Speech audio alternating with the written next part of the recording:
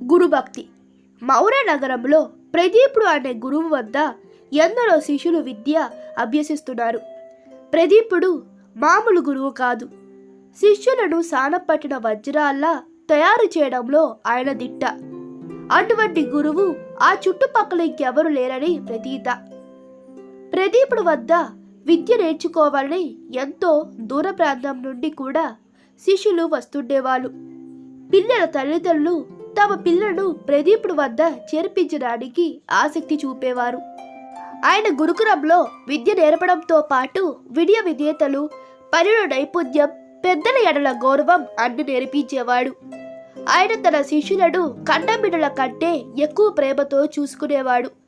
వాళ్లకు మంచి ఆహారం, ఆరోగ్యం, వ్యాయామాలు నేర్పేవాడు. ఆయన వద్ద చదువు పూర్తి చేసుకున్న శిష్యులు మంచి మంచి ఉద్యోగాలకు వెళ్ళిపోతుండేవారు. కానీ మురళి అనే శిష్యుడు మాత్రం ఏమి రాని మొద్దబ్బాయిలాగా ఉండేవాడు.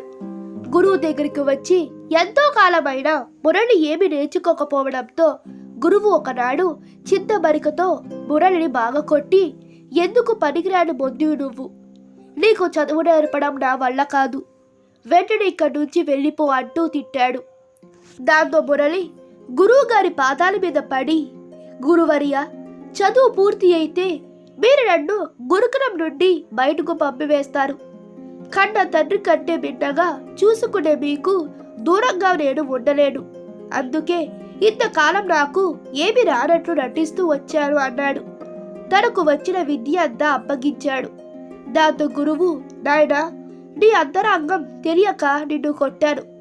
నీవు ఎక్కడికి వెళ్ళవలసిన అవసరం లేదు. నీకు ఇష్టం వచ్చినంత కాలం ఇక్కడే ఉండవచ్చు అంటూ తన వద్దనే ఉంచుకొని శిక్షణని ఇచ్చి తన తర్వాత అతడే గురువుగా ఉండే అవకాశం కల్పించాడు. ఈ కథ మీకు నచ్చినట్లయితే మీ అభిప్రాయాలు కామెంట్లో తెలపండి. Please like, share and subscribe to my channel. Thank you.